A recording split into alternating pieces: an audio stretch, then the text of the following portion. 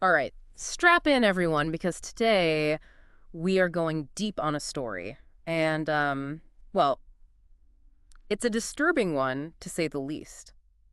We're going to be trying to unravel what led Terry Lee Hankins to murder 5 members of his own family. Yeah, not the kind of family reunion you want to be invited to. No, definitely not. No, we'll be looking at court records, news articles, and even some statements from Hankins himself. It's going to be a challenge, that's for sure, piecing together this puzzle, a really grim one. But the question we are going to try to answer here is this. What turns someone into a killer, especially within their own family? What were the steps along that path for Hankins? Exactly, because it's easy to, slap a label on someone like monster, but there's always a story there, a series of events and choices that lead up to that point. Right, so Hankins' childhood was, well, rough is an understatement. Divorced parents, he lived with his father, but later claimed he was sexually abused by both of his stepmothers. Yeah, that's a lot for anyone to carry into adulthood. And I think about it, childhood trauma, especially something like repeated abuse, can have a massive impact on how someone sees the world, Yeah. right? Their sense of trust is shattered, relationships become difficult, and their whole understanding of right and wrong can get warped. So it's not just like a surface level bad childhood. It potentially goes much deeper in terms of, how Hankins' mind might have been working. Right, there's never an excuse for violence, obviously. Ah. But to understand Hankins' choices, we have to understand this starting point. Yeah. Okay, so already a lot going on in Hankins' past. Right. And then at 18, he marries Tammy Bryce, who already had 3 kids. So he's stepping right into this, well, instant family situation. Yeah, incredibly challenging. And when you factor in the potential trauma that Hankins was already carrying, it becomes even more complex, right? You've got a young man possibly still grappling with the effects of abuse, stepping into a situation that would test even the most, well-adjusted person. Yeah. And tragically, things went very, very wrong. It's almost like watching a train wreck in slow motion. On October 1st, 2000, Hankins murders his half-sister, Pearl Sevenstar. Wow. He's 20 years old at this point. Okay. And we're not talking about some kind of spontaneous fight here. He uses a carjack, wraps her body in plastic, hides it at his father's auto shop. It's calculated. What's really fascinating here is the effort that he put into hiding the crime. It tells us something about his mindset. Hmm. Right? It wasn't just a burst of anger. There was planning involved, deliberate attempt to maintain a facade of normalcy. And we see this pattern repeat itself throughout the case. It's chilling. He's not just burying a body, he's trying to bury the truth about himself. And then just a week later, he kills his own father during an argument. Wow. Again, not some random act. He shoots him, hides the body in a mobile home. And here's where it gets even more unsettling, I think. After the murder, Hankins takes over his father's business. He starts telling people that his father's away, taking care of sick relatives. The deception deepens. He's living a lie, surrounded by the, consequences of his actions. Okay, so he's killed 2 people. He's running this con. You have to imagine the pressure was immense. It's like he built this house of cards, and any wrong move could bring it all crashing down. Absolutely. And that pressure cooker environment might have contributed to what happens next. Yeah. In July 2001, Hankins is arrested and charged with aggravated assault for beating his roommate.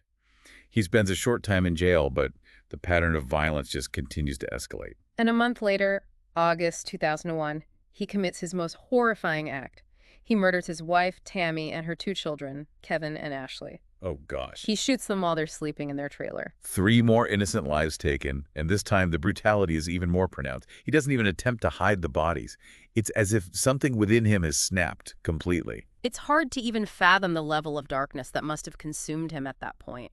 It raises the question, though, what pushed him over the edge? Was there some specific trigger, or was it just the culmination of all the stress and guilt that he had been carrying for months? That's a crucial question, and it's one we'll continue to explore as we delve deeper into this case. Remember, we're dealing with a complex individual, shaped by a lifetime of experiences, both good and bad. Right. Okay, so let's shift gears for a second and talk about this this facade of normalcy you mentioned earlier. It's something we see time and again with criminals, especially the ones that, manage to evade capture for a while. What specific things did Hankins do to maintain this facade? Well, think about it. After killing his father, he seamlessly takes over the business, interacts with customers, pretends everything's normal. He even goes to the lengths of inventing these elaborate stories to explain his father's absence. He's essentially playing a role, Hmm. and he's doing it convincingly enough to fool the people around him. So it's not just about hiding bodies, it's about constructing this entire alternate reality, a performance designed to deflect suspicion. It makes you wonder how much of this was conscious manipulation and how much was like a form of self-preservation, a way to distance himself from the horrors he had committed. That's a great question, and it speaks to the psychological complexity of this case. Was he a cold, calculating sociopath, or was he a deeply disturbed individual desperately trying to maintain some semblance of control in a world that had spiraled out of control? Okay, so Hankins has committed these horrific acts, but he's still walking free, still playing this part. How does he finally get caught? Well, after the murders of Tammy and her children, the police immediately suspect Hankins. He becomes the target of this massive manhunt, and they eventually track him to his girlfriend's apartment where he barricades himself inside, leading to this tense 5-hour standoff. So it all comes down to this final confrontation. 5 hours. That must have been agonizing for everyone involved. Absolutely. And here's where we see a shift in Hankins' behavior. After hours of negotiation, he finally surrenders to the police. So you'd think at this point, facing multiple murder charges, he'd lawyer up, do the whole I'm innocent routine. But something unexpected happens, right? Yeah, something remarkable. During questioning, Hankins confesses, not just to the recent murders, but to all 5, including his father and half-sister, whose bodies were still undiscovered at that time. He even tells the police where to find the bodies. It's a stunning turn of events. So after all that deception, all that effort to maintain this facade, he just comes clean. It's almost like he wanted to be caught. Like the weight of his secrets just became too much to bear. That's one possible interpretation, but it also raises a crucial question. What prompted this confession? Was it genuine remorse? A desperate attempt to regain some control over a situation that had completely spiraled out of control? Or was it something else entirely? It's a question that's not easily answered, but it's a question we need to grapple with if we want to truly understand the mind of Terry Lee Hankins. Exactly. And that brings us to the next chapter in this story.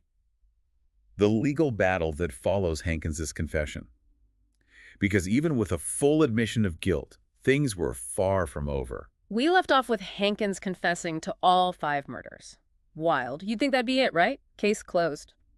But the legal system, well, it's rarely that simple. Nope, not at all. And Hankins's case it's a perfect example of that.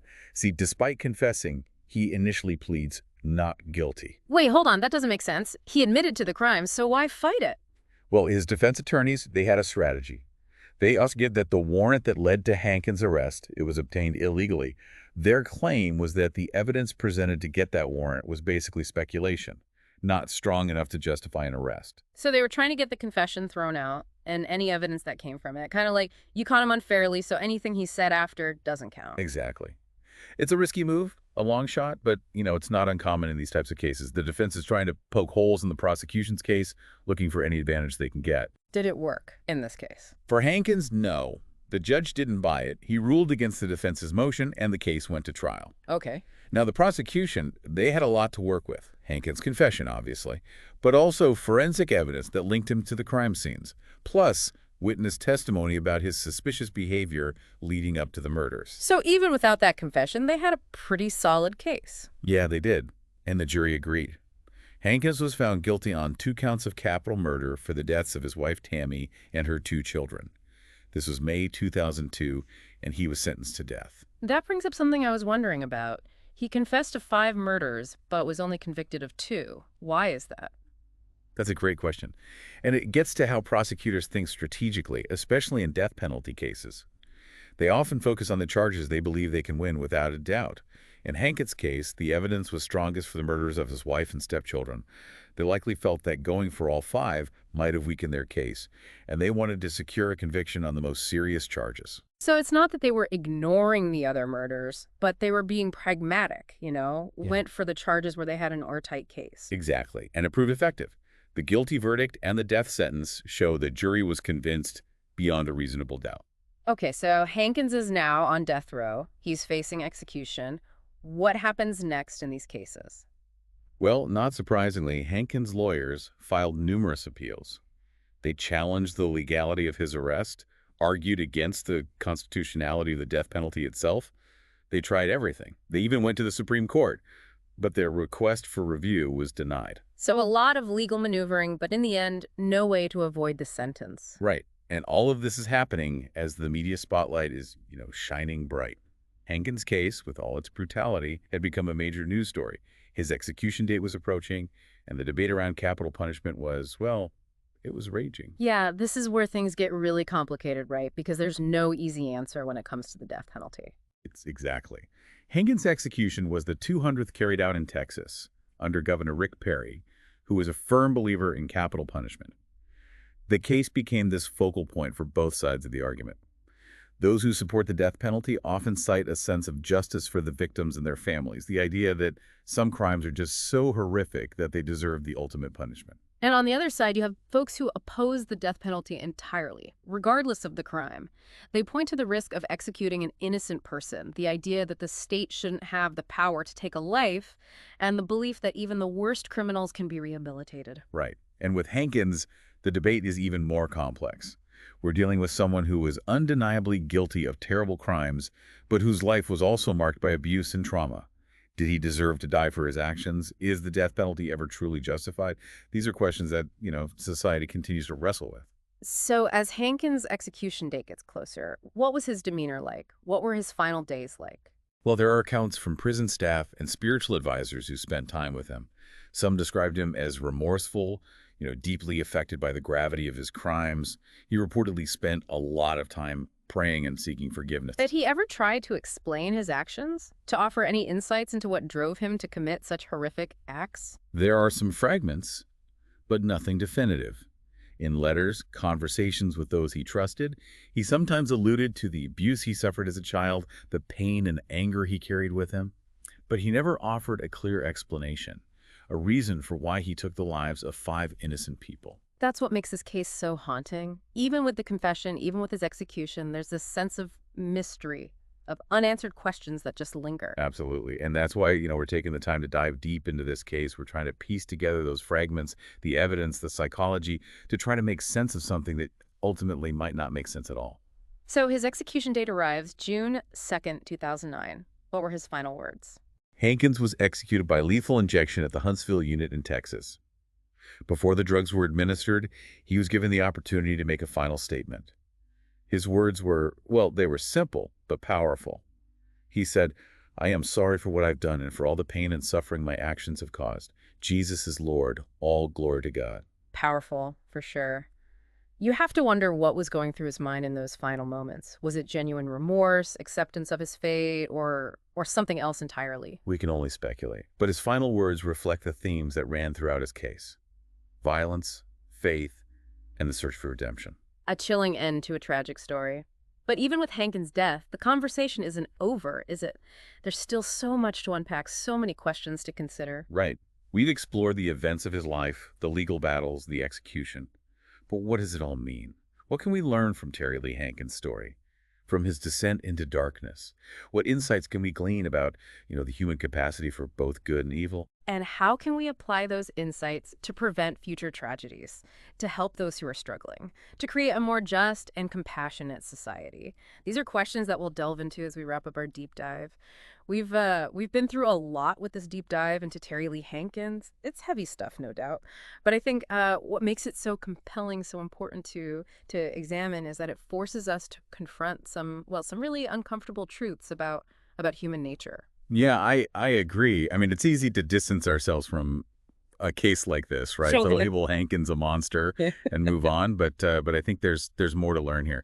This case, it challenges us to look beyond the surface, to consider the complexities of human behavior, the interplay of nature and nurture, the potential for both good and evil that exists within us all. As we've been talking about Hankins, I keep coming back to this idea of a psychological puzzle. We have all these pieces, his childhood trauma, his failed relationships, his escalating violence, but how do they all fit together? Is there some pattern, some underlying explanation for why he became a killer? It's the million-dollar question, isn't it? And unfortunately, there's no easy answer. But we can look to psychological research and theories to try to make sense of it all. For example, there's a concept called the cycle of violence. It suggests that individuals who experience violence, especially in childhood, are more likely to become perpetrators of violence themselves. So it's like this terrible chain reaction, trauma begetting trauma. And in Hankins' case, he was exposed to violence early on, both through the alleged abuse and witnessing his parents' tumultuous relationship. Exactly. And those early experiences, they can shape a child's developing brain, their emotional regulation, their ability to form healthy relationships. It doesn't mean that everyone who experiences violence will become violent themselves, of course, but it does increase the risk. That brings us to another key factor in this case, the facade of normalcy that Hankins so carefully constructed. We talked about the specific actions he took to hide his crimes, deceive those around him, but what can you tell us about the psychology behind this behavior? Well, it's important to remember that maintaining that facade, it likely served multiple purposes for Hankins. On a practical level, it allowed him to avoid detection, to continue living his life without facing consequences. But on a deeper level, it might have been a way for him to cope with the immense guilt and shame he must have been feeling. So, by pretending that everything was fine, he was able to keep the truth at bay, to maintain some semblance of control over a situation that was spiraling out of control. Precisely. It's a form of psychological self-preservation. And it's not uncommon in cases involving criminal behavior, especially those involving family members. The perpetrator often goes to great lengths to maintain a sense of normalcy, even as their actions become increasingly horrific. It's a chilling thought, and it makes you wonder about the impact this deception has on the people around them, the friends and family who are completely unaware of the darkness lurking beneath the surface. Absolutely. It's a betrayal of trust, on a fundamental level. And when the truth finally comes out, as it inevitably does, the shock and devastation can be, well, it can be profound. Thinking about the people in Hankins' life, his wives, his children, his friends, they were all victims of his crimes, directly or indirectly. And that brings us to another important aspect of this case, the execution itself and the broader debate about capital punishment. Where do you stand on this issue? That's a complex question, and one that I don't have a simple answer for. I think it's important to approach this issue with nuance, to consider the arguments on both sides. There are valid points to be made, both for and against the death penalty. Right. And Hankins' case kind of becomes this focal point for this debate because it's not a clear-cut case of a purely evil individual, right? We see the impact of his troubled childhood, the potential for remorse in his final statement. It forces us to ask ourselves, is the death penalty ever truly justified, even in the face of horrific crimes? Exactly. And it also raises questions about the purpose of punishment. Is it about retribution, about making the offender suffer for their actions? Or is it about rehabilitation, about offering a chance for redemption, for healing? These are questions that society has been grappling with for centuries, and there's no easy answer. But I think cases like Hankins, they force us to confront those questions head on, to engage in thoughtful dialogue, and to consider the implications for our justice system. Yeah, I agree. And ultimately, I think that the most important takeaway from this deep dive is the need for empathy, for understanding. It's easy to judge, to condemn, to distance ourselves from the darkness. But I think it's crucial to try to understand the factors that contribute to violence, to look for ways to prevent future tragedies, to offer support to those who are struggling. That's a powerful message and a fitting way to wrap up this deep dive, I think.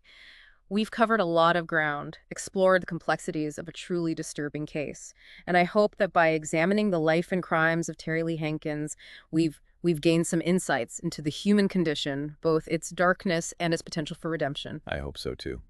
As always, thanks for joining us on this journey. Keep those minds open, keep asking questions, and remember, there's always more to learn, more to understand about the world around us.